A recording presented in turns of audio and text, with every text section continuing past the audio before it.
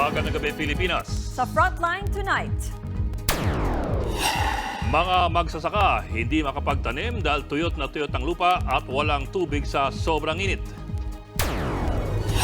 kotseng bumangga sa kasalubong na SUV sa highway, sumalpok pa ulit sa bus. Ang sinapit ng driver, alamin. Vice President Sara Duterte at Senator Raffy Tulfo tapatan sa maagang pa-survey sa presidential race para sa 2028. Sino kaya ang lamang? Pinakamatandang lalaki sa buong mundo, ibinahagi ang kanyang sikreto sa long life. At girl power, ang mga dapat abangan kina Billie Eilish, K-pop idol Minzy at P-pop group na BINI.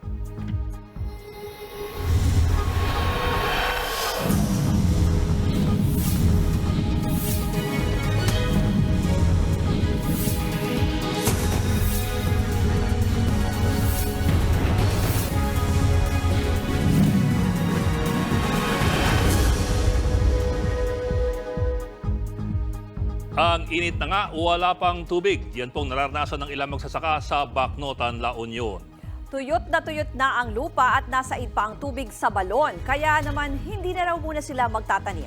Nasa frontline ng balitang yan, si Jenny Dongon. Ang magtanim ay hindi biro, lalo na kung maghapon kang nakaupo at nakatayo sa gitna ng matinding init. As in matindi ha? Umaabot sa nakaka-heat stroke na 40 degrees Celsius sa Bacnotan, La Union. Gustuhin mang magtanim ng ilang magsasaka, tuyong-tuyo ang lupa at bitak-bitak pa.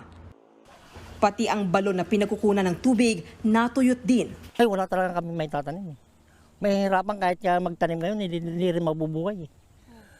Dalawang araw lang yan, wala na, tuyo na uli. Pagulon mo na siya, yun siguro. Pag matapos itong El Nino siguro, pwede na sigurong magtanim uli. Ulan din ang hiling ng mga taga-barangay Saragosa sa Bacnotan pa rin. Noong Oktubre pa sila huling inulan, kaya ang posong ito, pigang-piga ang tubig, hangin na lang ang lumalabas. Kaya ang ilan nga, sa pawis na lang naliligo. Pinagpapawis ka, malagkit sa katawan kung hindi ka nakapagaligo ng isang beses. Meron namang supply ng tubig sa mga bahay sa lungsod, pero di na umaabot sa mga nakatira sa matataas na lugar. Pati ang ilog, tuyong-tuyo. Problema rin ang tubig sa marami pang lugar sa bansa. Nagrasyon na nga sa Bulan Sorsogon, Bacolod City, Negros Occidental, Tanhay City, Negros Oriental, ilang lugar sa Antique, gayon din sa ilang barangay sa Bohol at maging sa Sumisip, Basilan. Dahil nga sa problema sa tubig, nanawagan ang Task Force El Nino na baka naman pwedeng wag mag-aksaya sa mga inflatable pool. Hanggat maaari o hanggat pwede, wag naman po sanang gumamit para makatipid tayo sa tubig. Kasi nga ang inflatable pool talaga is magastos sa tubig, lalo't kung everyday mong gagamitin at papalitan yung tubig. Dagdag pa ng Task Force El Nino, may pangamba ngayon na magkulang ang supply ng tubig, lalo't bumababa ang level ng tubig sa mga dam dahil sa epekto ng El Nino. Katunayan, 19 na bayan at lungsod na sa bansa ang nagdeklara ng state of calamity. Pinakahuling nagdeklara ang bayan ng Paglat sa Maguindanao. Sa forecast ng Pag-asa, 7 lugar bukas sa bansa ang posibleng makaranas ng dangerous level na damang init. Itinuturi na mapanganib ang heat index mula 42 degrees hanggang 51 degrees Celsius. Magdoble ingat dahil maaaring magdulot ito ng heat cramps, heat exhaustion at heat stroke. Ayon sa Pag-asa, posibleng tumagal pa hanggang Mayo ang epekto ng El Nino. Posible namang magsimula ang La Nina o mahabang panahon ng tag-ulan sa Hunyo. Nagbabalita mula sa Frontline, Jenny Dongon, News 5. Patay ang mag-ina ng matrap sa nasusunog nilang bahay sa Pampanga, habang sa Quezon City, sumiklab ang sunog sa compound ng SSS. Nasa frontline ng balitang yan si Brian Basa. Sumiklab ang sunog sa compound ng Social Security System o SSS sa bahagi ng EDSA Kamuning northbound sa Barangay Pinyahan, Quezon City, mag-aalauna-30 kaninang madaling araw. Sa video ng isang motorista, kitang nasunog ang halos lahat ng estruktura. Ayon sa ilang empleyado, unang nasunog ang 2 abandonadong stalls ng DPWH hanggang sa nadamay ang katabing barracks ng SSS compound. Biglang may nag-spark doon sa may gitna, yung malapit doon sa may overpass. yung properties ng SSS. Kadikit niya po yung DPWH po. Mabuti na lang daw at may perimeter wall ang opisina ng DPWH Quezon City 2nd Engineering District at hindi nadamay ang mga nakaimbak na mga drum ng cold mix asphalt at diesel. Naapulan ng mga rumisponding bumbero ang apoy matapos ang 30 minuto. Wala namang naiulat na nasaktan. Iniimbestigahan pa ang mitsa ng apoy. Nasawi naman ang isang ina at ang kanyang 5 buwang gulang na sanggol nang masunog ang kanilang bahay sa Arayat, Pampanga. Sa investigasyon, alas 4 kaninang madaling araw nang sumiklab ang apoy sa bahay ng mga biktima. Hindi nakalabas ang mag-ina na natutulog ng mga oras na yon. Nadamay sa sunog ang 8 bahay. Sinisiyasat pa ang pinagmulan nito. Nasa evacuation center muna ang mga nasunugan. Nangako naman ng tulong ang lokal na pamahalaan sa mga biktima ng sunog. Nagbabalita mula sa Frontline, Brian Basa, News 5. Hindi tayo magpapasupil at magpapaapi. Yan ang giniit ni Pangulong Bongbong Marcos laban sa mga nagbabanta sa ating soberanya na nagdudulot ng pasakit sa mga Pilipino. Nasa frontline ng balitang yan, si Maricel Halili. Tinapak-tapakan at pinagpupunit ang mga effigy na ito ni Chinese President Xi Jinping sa harap mismo ng Chinese Embassy sa Makati City. Habang ang atin ito coalition, nagkabit pa ng watawat ng Pilipinas sa kani-kanilang motor at bumusina habang dumaraan sa tapat ng embahada. Kahit mainit ang panahon, hindi nagpatinag sa pagprotesta ang mga rallyista ngayong araw ng kagitingan. Kinundin na nila ang paulit-ulit na panghaharas ng China sa mga mangingisda at sundalong Pilipino sa West Philippine Sea. Our message is addressed to the Chinese government to move out of the West Philippine Sea, dismantle its illegal structures in the West Philippine Sea, recognize the 2016 arbitral ruling, and stop the harassment of Filipino fisherfolk. Kasabay ng rally na yan, nagpasaring naman si Pangulong Bongbong Marcos sa mga pasakit sa mga Pilipino dahil sa pagbabanta sa ating soberanya. Some portend clear and present threats to our sovereign rights and in fact have already caused physical harm to our people. Ang mga ito ay hindi katanggap-tanggap, hindi makatwiran o makatarungan, lalo na sa panahong ito ng payapang pakikipag-ugnayan ng mga bansa. At gaya ng mga magigiting nating bayaning sundalo, ipagtatanggol natin ang Pilipinas. Tulad ng pinamalas ng ating mga dakilang ninuno, hindi tayo dapat magpasupil at magpaapi, lalo na sa loob ng ating sariling bakuran. Hindi direktang tinukoy ng Pangulo ang gusot sa West Philippine Sea, pero kamakailan lang, 3 Philippine Navy personnel ang sugatan dahil sa pambobomba ng tubig ng China sa Ayungin Shoal. Dito niya kinilala ang kontribusyon ng mga sundalo sa pagbabantay ng ating teritoryo. Bilang suporta sa mga sundalo, ipinag-utos ni Pangulong Bongbong Marcos sa Department of National Defense na ayusin ang inventaryo ng mga kagamitan ng AFP para malaman kung ano-ano ang kailangang idagdag dito. Ang dinaluhang event ni PBBM para sa paggunita sa Araw ng Kagitingan sa Mount Samat sa Bataan, tila patikim sa Trilateral Summit ng Pilipinas, Amerika at Japan sa Washington DC sa Huwebes. Hindi naman dumalo sa programa si Vice President Sara Duterte, pero sa isang online message, hinimok din niya ang publiko na tularan ang pinakitang kabayanihan ng mga veteranong sundalo noong digmaan. Ang kanilang hangarin na ipagtanggol ang dangal at integridad ng ating bansa sa panahon ng digmaan ay inspirasyon na dapat nating tularan at alagaan. Sa kabila nito, tinawag namang traidor ng grupong Akbayan ang pagiging tikom down ni VP Sara sa isyu ng agawan ng teritoryo. Kahapon tinanong ulit siya tungkol dito pero no comment pa rin daw siya sa issue. Bana tuloy ni Akbayan President Rafaela David, pinakita lang nito na walang pagmamahal sa bayan si Duterte. Nagbabalita mula sa Frontline, Maricel Halili, News 5. Patay ang 4 na taong gulang na lalaking nahulog sa gusali sa Cebu City. Nagbabalik si John Aroa. Mula sa ika-27 palapag ng kondominium, nahulog sa 3rd floor ang 4 na taong gulang na lalaking ito sa barangay Lahug, Cebu City kahapon. Tumagos pa siya sa bahagi ng bubong sa pool area bago tuluyang bumagsak sa sahig. Isinugod pa siya sa ospital pero binawian din ng buhay. Ayon sa pamunuan ng kondo, habang tulog ang bata, umalis ang ina nito papunta sa viewing deck ng gusali bandang alas 6 ng umaga. Makalipas ang 19 na minuto, bumalik ang ina sa unit pero wala na raw doon ang kanyang anak. Hinanap-hanapan niya and then may nakapagsabi sa kanya sa elevator yata na may bata na nahulog. So andun, nag-rush sila sa 3rd floor and that's when she saw her child. Pebrero lang na magrenta ang mag-ina sa naturang kondominium. Tiniyak naman ng pamunuan na hindi sila nagkulang sa paalala sa kanilang mga tenant. May limiter naman kasi yung window opening natin, no? In fact, nalalock pa nga yan. There should be a call for all the unit owners na to make sure that they add more parang added security din ba? Like a metal barrier na parang screen na metal sa window. Iimbestigahan ng Cebu Police ang pagkahulog ng bata para matiyak na walang foul play. Nagbigay na rin ng salaysay ang ina.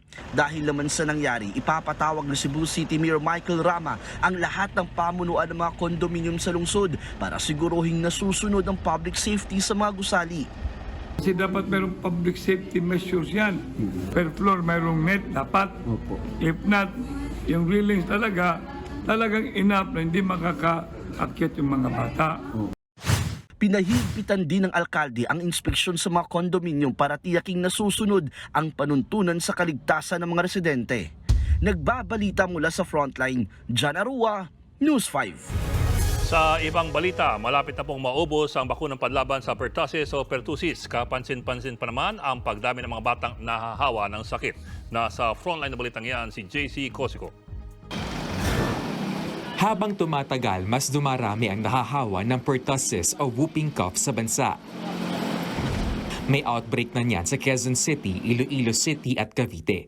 Ngayon, dagdag sa listahan ang Santa Rosa, Laguna na isinailalim na nga sa state of calamity. Sumipa sa 15 ang pertussis cases doon at isang sanggol ang namatay.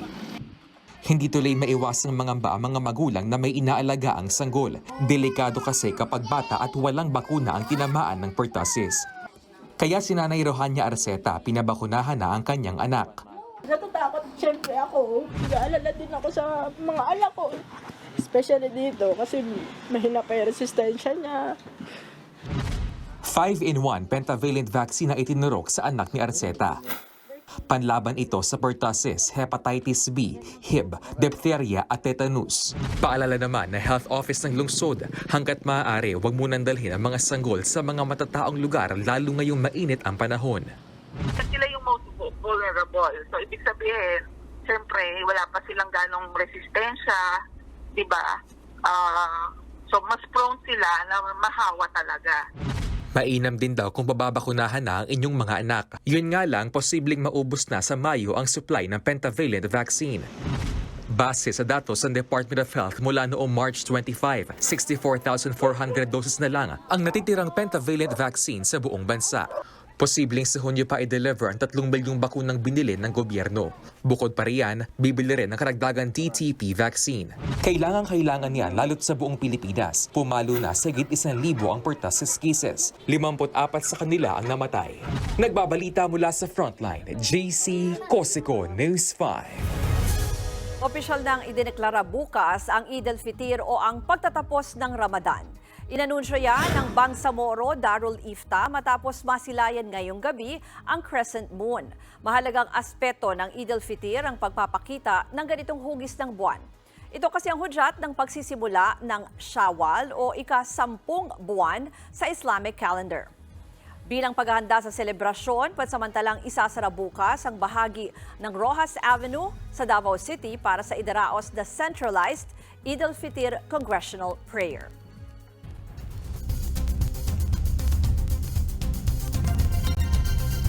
Nasilayan ang total solar eclipse sa iba't ibang panig ng mundo. Naging extra special pa yan ng sabayan ng isang wedding proposal. Narito ang report. Pagmasdan at mamangha. Pambihirang pagkakataon na masilayan ang isang total solar eclipse o ang pagtakip ng buwan sa buong araw. Tanghali ng matunghayan ng eclipse sa Canada kung saan naka-solar glasses pa ang mga nanood.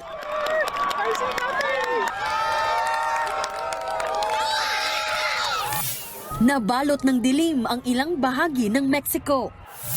Tila may pa-surprise effect naman ang eclipse sa Pennsylvania sa Amerika nang saglit itong matakpan ng ulap, lalo tuloy na-excite ang mga residente. Oh my God! Mas naging magical naman ang solar eclipse sa Niagara Falls sa New York nang sabayan ito ng nakakakilig na proposal. May the union of the sun and moon bear witness to this moment. Will you marry me? Oh my God, yes! Yes, yes, yes, yes! I love you so much. I love you too. Tila na fall in love din sa ganda ng solar eclipse ang mga kababayan natin sa Dallas sa Amerika, gaya ni Shekinah Lubguban na first time makakita ng ganito. Ang ganda talaga niya tignan, sobrang it was a lifetime experience talaga. Talagang dito talaga siya mismo tumama sa Dallas, Texas. So sobrang swerte namin nung talagang na-discover namin yung ganong pangyayari. Base sa datos, higit 30 milyon sa North America ang nakakita sa total solar eclipse. Yan daw ang unang solar eclipse sa North America mula noong Great American Eclipse noong August 2017. Nagtagal yan ng higit 4 na minuto. Nagbabalita mula sa Frontline, Marian Enriquez, News 5. Senador Raffy Tulfo, dalabangan daw si Vice President Sara Duterte sa ilang 2028 presidential survey. At Grammy at Oscar winning singer na si Billie Eilish may bagong album. Babalik pa ang Frontline tonight.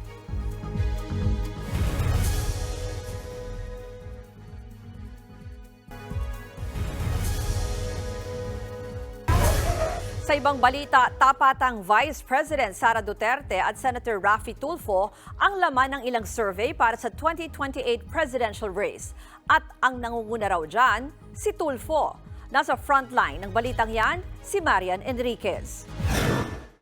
May 3 pang commissioned survey na hindi nare-release ang Okta Research. Sa isang panayam, sinabi ni Okta Research founder and President Ranjit Rai, isa rito ang nakikitang match-up ni na Vice President Sara Duterte at Senator Raffy Tulfo. Ang dalawang opisyal umano ang napipisil ng mga sumagot sa survey na magtutunggali sa 2028 presidential race. Nagpahapyaw ang Okta kung sino sa dalawa ang lamang. In all the survey results, Senator Raffy Tulfo won, no? By a margin of something like 10 to 15 points. No survey that we have come out with show that in a one-on-one situation, did Sara Duterte win over Senator Tulfo. Ganito ang sitwasyon kung dalawa lang silang magtatapat, bagay na hindi pa nangyayari sa Pilipinas simula post-martial law. Karaniwan kasing higit sa dalawa ang tumatakbo sa pagkapangulo tuwing eleksyon sa Pilipinas, kaya posibleng mabago pa ang mga susunod na survey result. In a 3 or 4-way contest, these numbers will change. And it's likely going to favor VP Sara or the candidate with a bailiwick. The Tulfo brand is becoming more and more popular. But it's vulnerable in the sense that they don't have a baluarte. Pero mismong si Senator Tulfo na ang kumontra sa ideyang ihanay siya sa mga tatakbo sa pagkapangulo sa 2028 national elections. This will be the first and last statement that I will make pertaining to this matter that I'm going to tell you. Una sa lahat, ako po'y nagpapasalamat sa tiwala na ipinapakita sa akin ng taong bayan. I'm very grateful from the bottom of my heart. Seriously, thank you so very much. On the other hand, request ko lang po sana sa mga survey company, huwag nyo na po isama ang pangalan ko, please lang. Nagkikiusap po ako. Nagdudulot lang daw ng negatibong epekto ang mga lumalabas na survey results. Kasi pag sinasama nyo ako, dito ngayon nagkakaproblema, nagkakagulang marami. Supporters ko, supporters ng iba dyan, nag-aaway-away. Malayo pa raw ang 2028 at mas dapat pag-usapan ang pagsuporta sa kasalukuyang administrasyon. Ayon naman kay Okta Research Chief Data Scientist Guido David, karapatan ng senador na ipatanggal ang kanyang pangalan sa mga survey. Pero hindi ito ganon kadali, lalo kung kinomisyon ang survey. Nagbabalita mula sa Frontline, Marian Enriquez, News 5. Samantala, nasa Davao City na ang mga tauhan ng Senate Sergeant-at-Arms para arestuhin si Pastor Apollo Quiboloy. Nakipagpulong sila sa pulisya para magsilbi ng judicial warrant at contempt warrant sa founder ng Kingdom of Jesus Christ. Handa raw mga otoridad kung sakaling magkagulo sa pagdakip kay Quiboloy. Sa ngayon, nagpapatuloy pa rin ang pagtugis sa pastor. Nauna niyang sinabi na haharap lamang siya sa korte kapag may grantya na hindi makikialam ang Amerika sa kanyang kaso.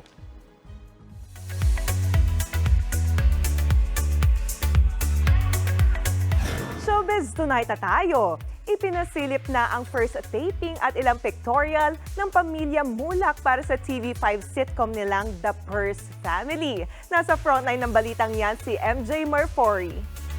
Keep on going, keep rolling, keep rolling.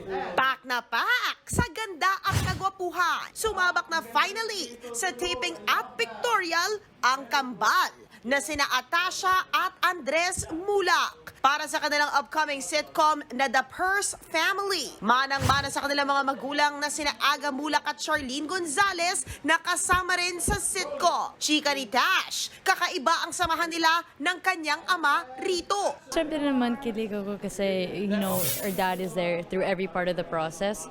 But it's also such an honor to be able to work with him. And it's also very pressuring to, you know, see him in his craft, doing his own thing. But it's also a good thing because we're learning so much. At bilang kapatid, todo alalay si Atasha kay Andres na first time sumabak sa aktingan. I said breathe. Just go, breathe in, breathe out. And he got it.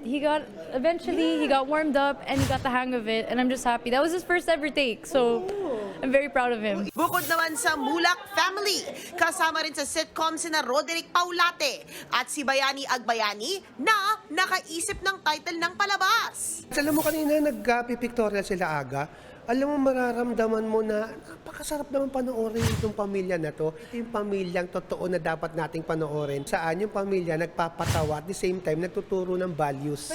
Tungkol saan naman kaya ang sitcom? Parang negosyo ng mga nuno ni Aga yung bakery. Tapos itinuloy nila hanggang itinuloy na ni Atasha saka ni Andres. Mahal na mahal talaga nila yung negosyo na yun. Sa May na mapapanood ang The Purse Family dito lang sa TV5. Nagbabalita mula sa Frontline, MJ Marfori, News 5. Mothering na naman si Queen Beyonce dahil sa sunod-sunod na achievement niya. Una na dyan ang kanyang Cowboy Carter album na nanguna sa Billboard Hot 200. Ito na ang pangwalo niyang album na nag-top 1 sa nasabing chart. Ito pa, si Beyonce na rin ang kauna-unahang Black woman na nanguna sa country album chart ng Billboard.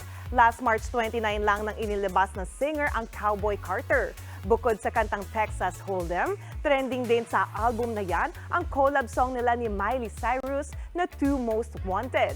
Super thankful naman dyan si Miley kay Beyonce, kaya mas lalo pa raw siyang humanga kay Queen Bey dahil sa kanta.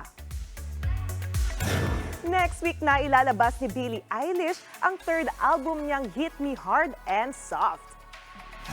Sa May 17, mapapakinggan ang buong album base sa IG post ng singer. Hindi raw muna siya maglalabas ng mga kanta in advance dahil gusto niya ng isang bagsakan. May pasilip din ng singer sa kanyang album kung saan nasa ilalim siya ng tubig at may sumagip sa kanya. Kasama naman ulit ni Billie ang kapatid niyang si Phineas bilang producer ng album. Ilan sa mga sumikat nilang kanta ang 2024 Oscars Best Original Song na What I Was Made For ng pelikulang Barbie. Patikim pa lang yan sa ating Showbiz Tonight. May ichichika pa ako mamaya. Susunod, rescuers sinuong ang sunog para sagipin ang na-trap na aso. 111 years old na lalaki, hinirang bilang oldest man in the world. Ang sikreto ng kanyang mahabang buhay, alamin. At 3 araw na concert ng grupong BINI sold out agad lahat. Tutok lang mga kapatid dito sa Frontline Tonight.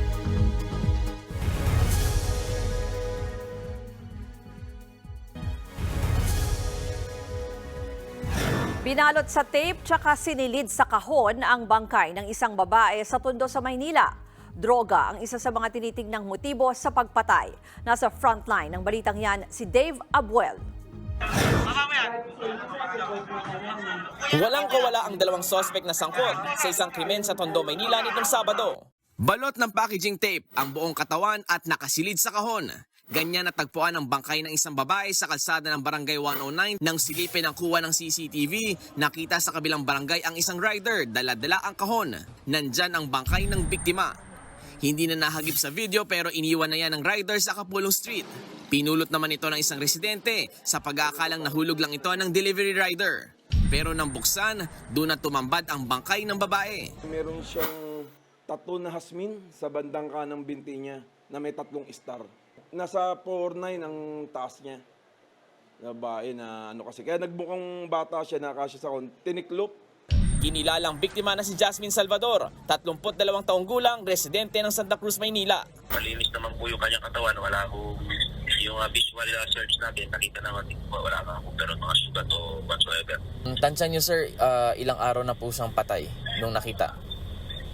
Siguro mga estimate ko lang mga 1 hanggang 2 araw. Itinanggi ng mga suspect ang paratang. Dati na rin umano silang nasangkot sa illegal drug trade.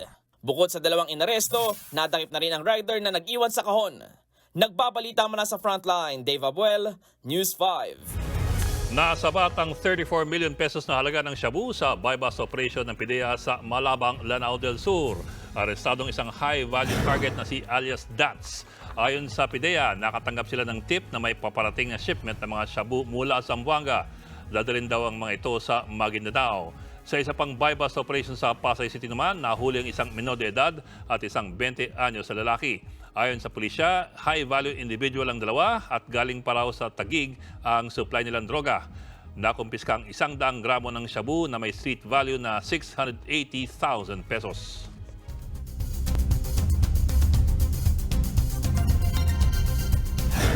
Nasagip ang mga endangered na moon bear cubs sa Lao. Habang sa Amerika, sinuong ng mga rescuer ang nasusunog na bahay para sagipin ang na-trap na aso. Yan at iba pa sa Frontline News Abroad. Nagngangalit na apoy ang tumupok sa bahay na ito sa Lockport, New York nitong linggo. Mabilis kumalat ang sunog at nadamay ang katabing bahay kung saan may asong na-trap sa loob. Gamit ang hose, tulong-tulong ang 3 New York State Troopers na ito sa pag-apula ng apoy. Hindi nakita sa video pero pinasok ng mga rescuer ang asong na-trap sa nasusunog na bahay. Nasagip ang aso at nasa mabuti ng kalagayan. Naapula rin ang apoy kalaunan. Inaalam pa ang sanhi ng sunog. Sa Lao, 16 na moon bear cubs naman ang nailigtas nitong Marso. Sa tulong ng isang concerned citizen, nasagip ang mga bear cubs mula sa illegal traders house ng mag-asawang Chinese at Lao nationals. 17 moon bear cubs ang natagpuan ng mga otoridad sa loob ng bahay pero patay na ang isa. Base sa investigasyon, posibleng pinatay ng mga hunter ang ina ng mga bear cub. Isa-isang sinuri ng veterinaryo ang lagay ng mga nasagip na hayop, pinainom ng gatas at tuluyan ang pinakawalan sa wildlife sanctuary sa Luang, Prabang City. Endangered ng may tuturing ang moon bears. Talamak daw ang paunguha ng naturang bear sa Asia dahil ginagamit umano ang gallbladder ng mga ito sa tradisyonal na panggagamot. Hindi naman nakalusot sa Hong Kong Customs ang ipupuslit sanang ginto sa Hong Kong International Airport. Na-detect sa X-ray machine ang hinihinalang ginto na nasa loob umano ng air compressor. Tinatayang nasa 146 kilograms ang bigat ng nasabat na ginto. Nagkakahalaga yan ng 84 million Hong Kong dollars o katumbas ng higit 600 million pesos. Agad namang inaresto ang 31 taong gulang na lalaki na may dala ng naturang compressor. Nagbabalita mula sa Frontline, Mean Los Baños, News 5. Abangan, lalaki agaw eksena ng makijam sa stage habang nagpe-perform si Sam Concepcion. Idol, I love you! At ilang oras lang matapos buksan ang bentahan ng tickets, sold out agad ang BINI concert. Tuloy-tuloy ang balitaan dito sa Frontline Tonight.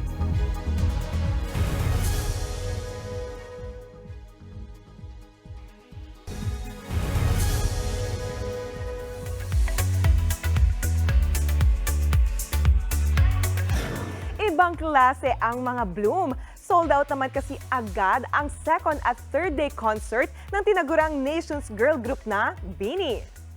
Ayon sa Star Music PH, in just 2 hours lang nang maubos ang ticket sa BINIverse concert nila sa June 29 at 30. Bukod naman dyan, ang BINI na ngayon ang top Filipino artist sa Spotify. Naungusan na nila ang Ben and Ben. Nag-message pa nga ang bassist ng banda na si Agnes Rayoma kay BINI member Maloy na proud sila ngayon sa narating ng girl group. At sa lakas nga ng BINI, pati si 21 Minzy napasali na rin sa kanilang pantropiko dance craze.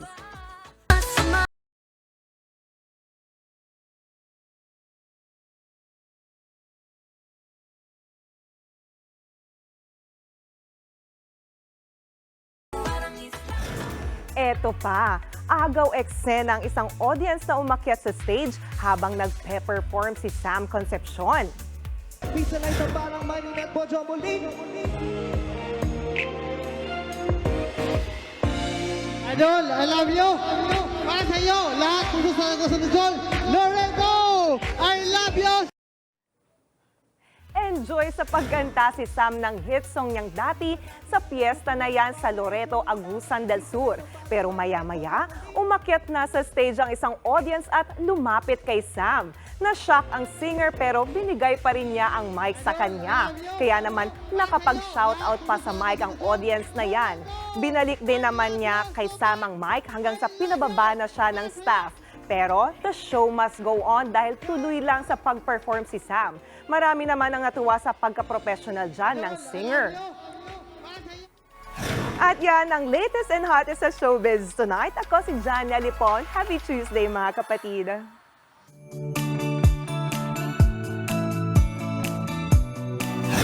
At para naman sa ating pabaong pampa-good night, may bagong pinakamatandang lalaki sa buong mundo. 111 years old na ang lalaki at ibinahagi niya ang kanyang sikreto sa mahabang buhay. Siya po si John Tinnis Wood mula England. Tinanggap niya kamakailan ang pagkilala ng Guinness World Records bilang World's Oldest Man. 1912 pinanganak si John, kaparehong taon ng paglubog ng Titanic. Tuturing niyang swerte ang mahabang buhay. Sikreto raw niya ang hindi paninigarilyo at pag-inom ng alak. Hindi rin daw siya kumakain ng steak at chichirya. Tuwing Biyernes lang din daw siya kumakain ng fish and chips. Payo niya sa mga kabataan, always do your best. Ang hirap naman nun, 111 years ka di umiinom. Kaya mo ba hindi kumain din ng steak, no? Di ba? O chichirya. Parang happy kaya ang life niya. Mukha naman. Umabot siya ng ano eh, no? Ng 111. Tsaka mas nagulat ako doon eh, kasi akala ko nung una si Enrile yung... At yan pong 45 minutos pag-imayos malagang headlines. Balitaan at diskusyon para sa paghubog ng matalinong opinyon. Kami inyong kasangga sa pagbabalita. Sa ngalan po ni Mean Dos Baños, ako si Ruth Cabal. At ako naman po si Ed Lingao. Magandang gabi.